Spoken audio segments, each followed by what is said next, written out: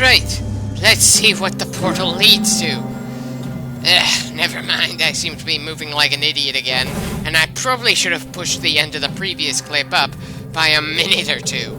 I'm definitely getting used to feeling like an idiot around here, and I'm sure I've said the same thing in many of the other Metroid titles we've gone through so far.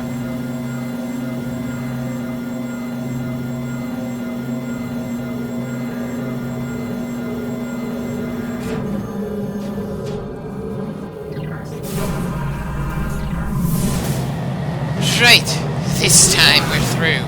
That was more trouble than it deserved to be.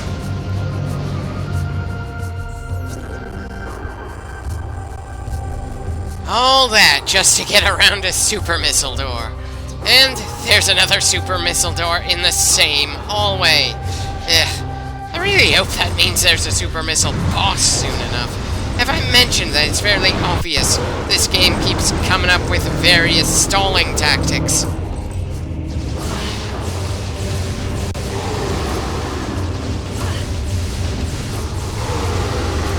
Well, those pirates were kind of annoying. It's not like we had a hell of a lot of room to work with around here. Ah, well. We've got plenty of health to spare, so we can definitely trade blows with the bastards.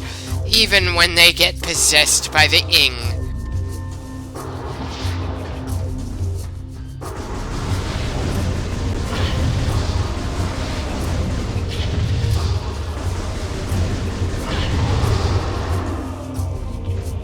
Was I supposed to scan that guy? I'm not even sure we've managed to scan a possessed grenadier just yet.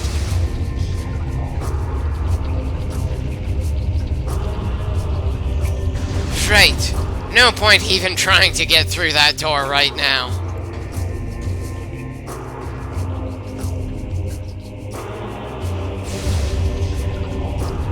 And there's our ticket upwards. For half a second there, I was worried that we might end up getting crushed. Guess I should just be glad that the damn thing stopped before it ever got that close to the wall. But then, I would have realized it was incapable of going that far if I'd looked closely enough to the ground to see the tracks there.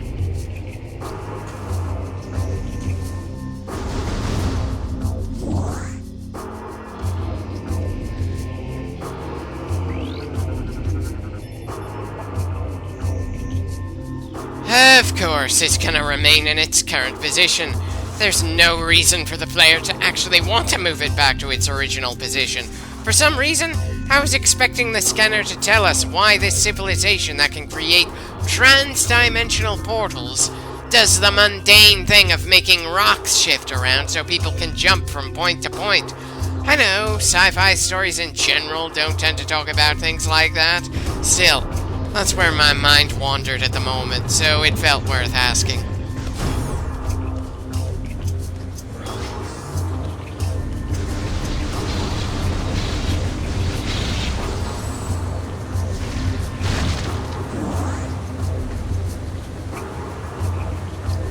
Well, at least we have the means to get through a red door. That's one less annoyance to have to worry about.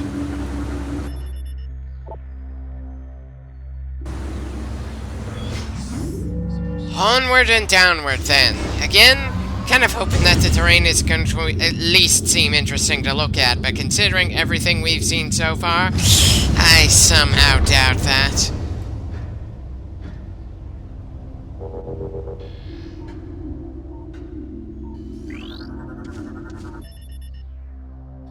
Does this mean we're gonna have to fight something that's messing with the air purification device?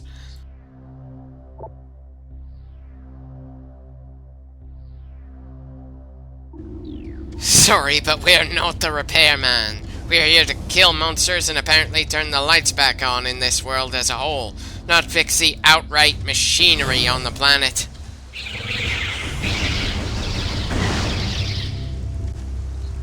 Well, there's more water here. I suppose that's something. Granted, I tend to complain about generic lava or generic ice locations, but at least those make the terrain use different, at times more vibrant colors. It feels really odd to say that in terms of terrain, at least. The visuals in this game are just not as pleasing to look at as the first Metroid Prime. Sure, there's more green than tan in this particular place, but still.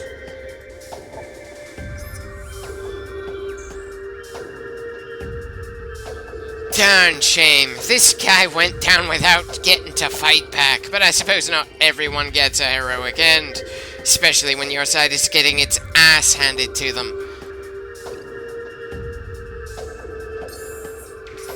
Sorry, but considering your thing was just protecting one of 3 keys for a local temple, I don't see why I should give a damn you get to rest in peace.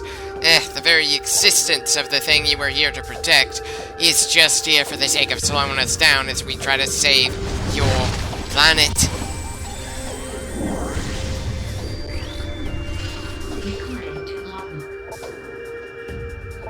I wish I could be surprised that the plants around here managed to make flying frag grenades. But with all the other life forms we've seen in this series, it's hard to be in any way surprised or scared by most of the random crap we run into.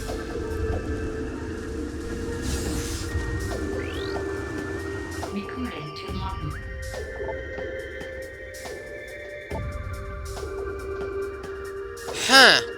We've run into surprisingly few swarmers in this game, considering how many there were in the first Metroid Prime. It's not a big thing, but it's a bit confusing to me, especially since I'm sure that Metroid Prime 3 will have more swarming-style enemies than we've seen in this game so far. Though maybe I'm misremembering.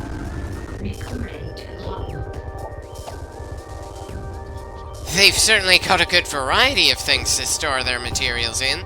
Too bad their military has nobody left to deploy out here to grab any of this. Not too sure why they felt the need to make such a wide variety of respawning boxes for us to destroy for the sake of seeing if we're going to get health items or not. Especially when the health items are so randomly rare.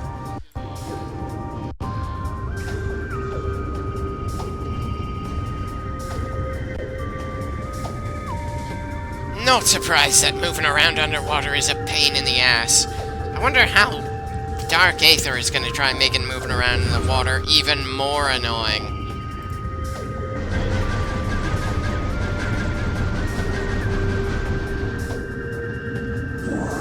Again, very annoying how random it is when we get healing items around here. I wonder why I find that more annoying than the occasional slowdown for the footage, because I recorded this on a PC that I no longer own.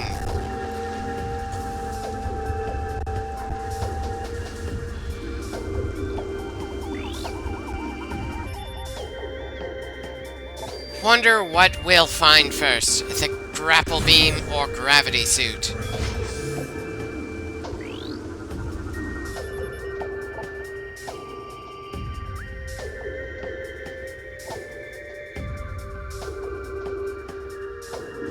Well, of course the bridge is essentially indestructible to us.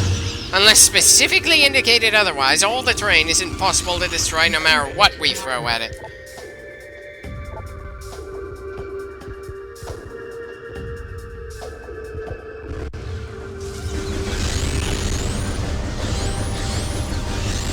Well, the existence of these little ambush plant things certainly implies we're going to be finding some different visors in this game. Hopefully, we won't have to beat any bosses to gain those visors, but then, I somehow doubt we're going to deal with any bosses in this clip before I cut things off again.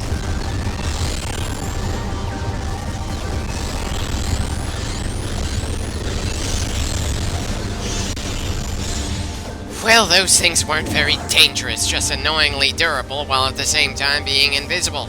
I fought a lot of cloak-capable foes over the years, and generally speaking, they tend to be more fragile than the things that are meant to be more easily seen.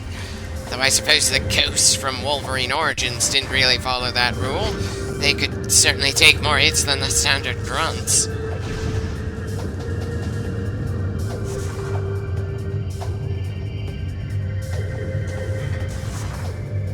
Right, yet another door we can't get through right now. Time to head back.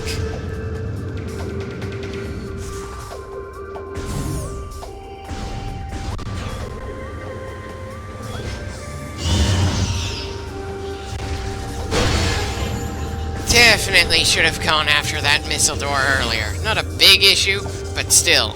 This bit of raw footage is annoyingly long. Seriously, an hour and 8 minutes for just one bit of raw footage?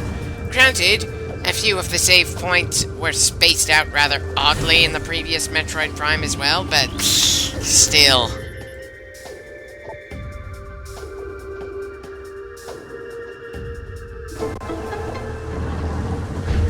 Not sure how that's supposed to be progress.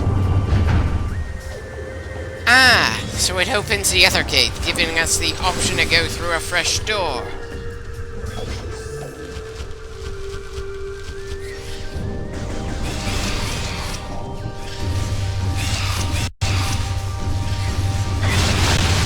Okay, shooting those things with the dark beam was apparently a bad idea. Granted, that could have been a good deal worse, but still.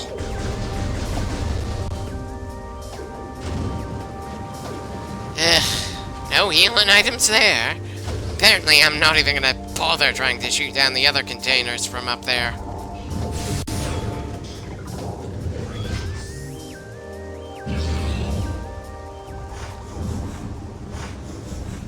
Well, that's certainly a menacing-looking monster. Two of them? I know it's not an outright boss, but still, why throw two at us if it's important enough right now to warrant getting a cutscene to show it off?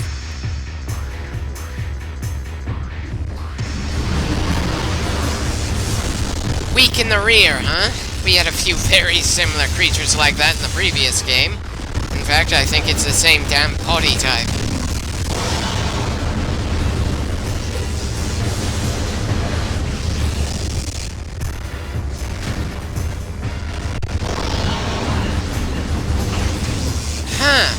Why is it that the ice monsters with an ice shell on their butts seemed more dangerous to me than these things, when these things are faster and seem to take quite a beating to bring down?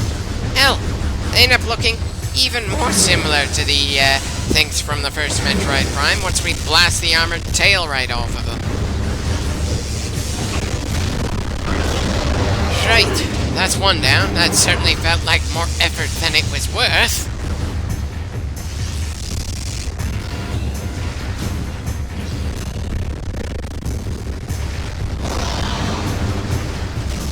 Just how many missiles have I spent on this fight against these two anyway? And good God, I've definitely lost a lot more health than I would have expected considering this isn't a boss fight. Still, I suppose we were due for a challenging fight.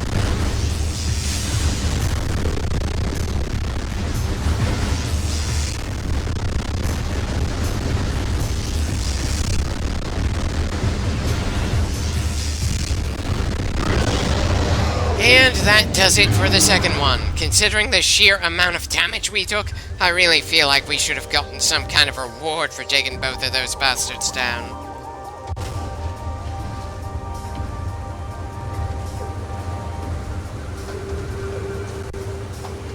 Huh. Why am I not destroying those containers to at least try to heal after the sheer amount of damage we took here?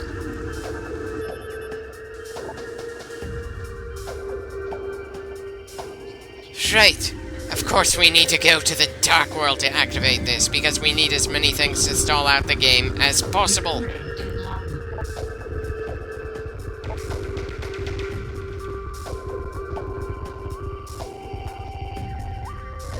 Broadcasting to him, sure, but I didn't see any screens for him to look through that kind of camera. Again, probably just something I'm not supposed to think about in this game.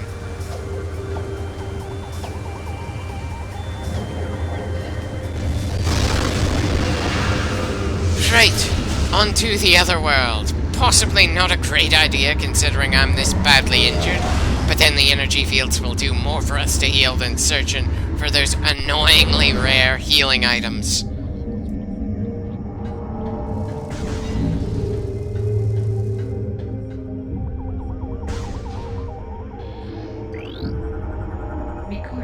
Right, of course the Ing have their own version of those camera things.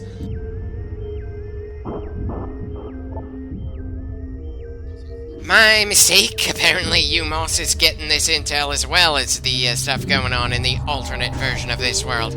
I'm not too sure why I thought that the Ing had some cameras out here. It's not like they've shown the ability to use anything technology-based as far as we've been able to see. At best, they just steal bits of tech from the Luminoth, and good God. It's downright shocking to me just how uninterested I feel in the Ing, considering they are capable of shifting forms and possessing other bodies. I'm not 100% sure when I stopped respecting these guys, but ugh. They did a damn fine job of feeling creepy as hell when we first arrived on the planet, and even when they stole Samus's gear. But part of their mystique kind of faded when UMOS decided to give us that starting bit of exposition, and they lost a good deal more when we killed several of their bosses with all too much ease just because we happen to be fighting from inside these energy fields that slowly but surely heal us, and that they should have been able to destroy. Recording to logbook.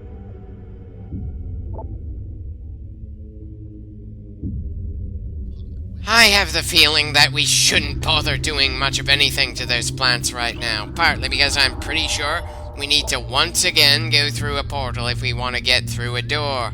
Seriously, who the hell thought it was a great idea to have us do something as awesome as cross-dimensional travel just for the sake of getting around a slightly annoying door that we don't currently have the key for? It's not the sort of thing that should be made to feel mundane over the course of the game, not when it's one of the defining factors of the whole damn planet that we're on.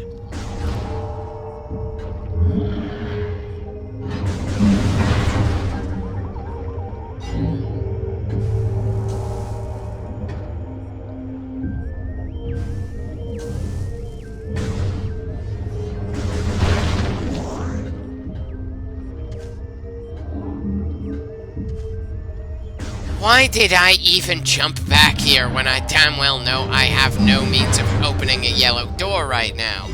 I seriously cannot tell who's slowing things down more for us. The game designers who created this rather long obstacle course, or me for screwing up so many times over the course of this obstacle course so far. All I know for sure is that we're approaching a pre-designated point when I decided to end the clip. Sure, it's going to be another abrupt ending, but I'll take whatever kind of ending I can get. Especially when I feel like the game has gotten to a point where things just feel like they're dragging on. And when it feels like completing a clip is like pulling teeth.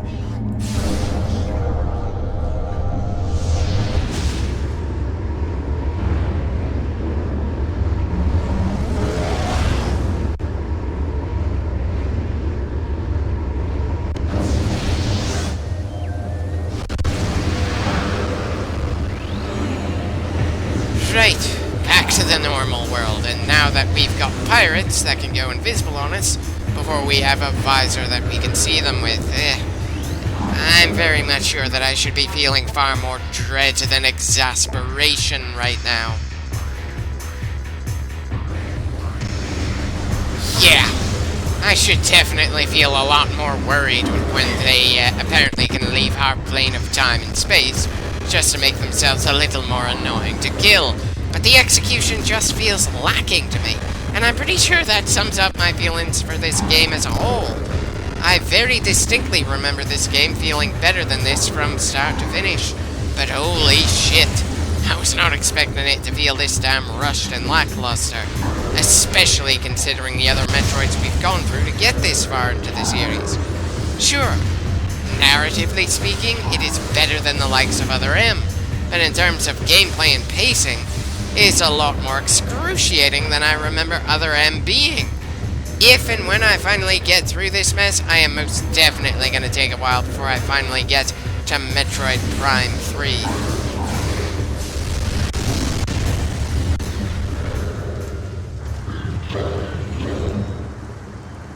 Wait, why did the music for these guys stop?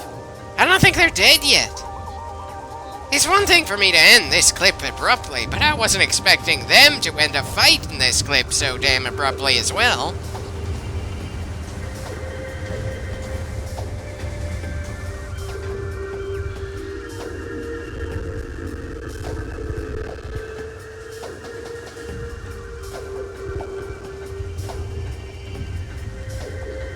Well, at least after all that, we're getting a missile expansion.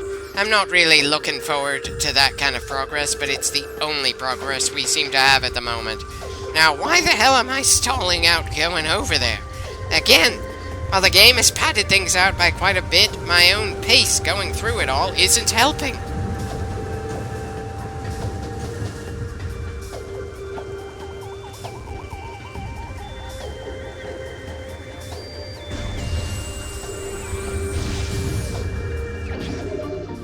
Not much of an upgrade, as usual. Still, it's been a long time since we grabbed anything worthwhile around here.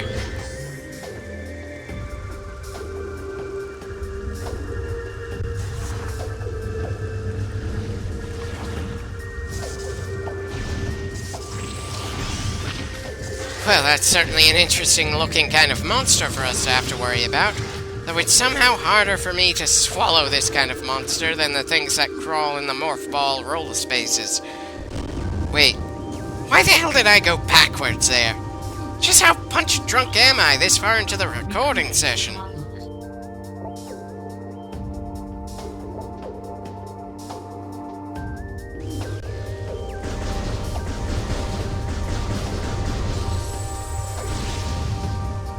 Okay, apparently we can't hurt that thing from out here, at least not when its tongue is waiting to try grabbing us.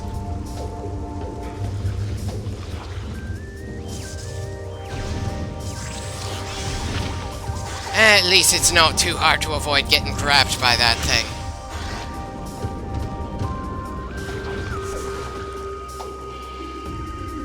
Right, so we need the grapple beam to be able to get to the other missile expansion.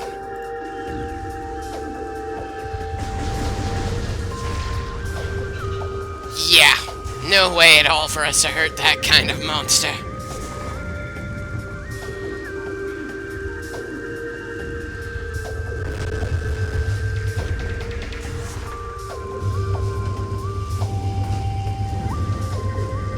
Is it actually going to lead us to anything, or am I just going backwards for a bit again?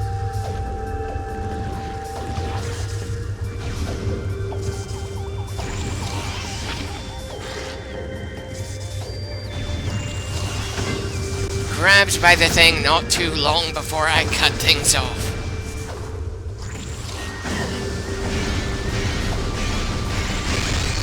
Was kind of expecting it to go back into that bulb instead of for that flower to stay out and try shooting at us. Not that the thing looks dead after we blasted it like that. Very strange.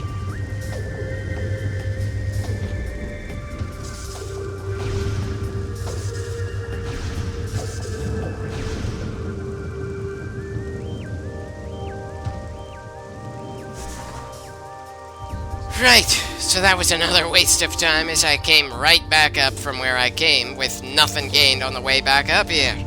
Right, moving on. Hope it was a fun clip regardless of how little actually happened in it.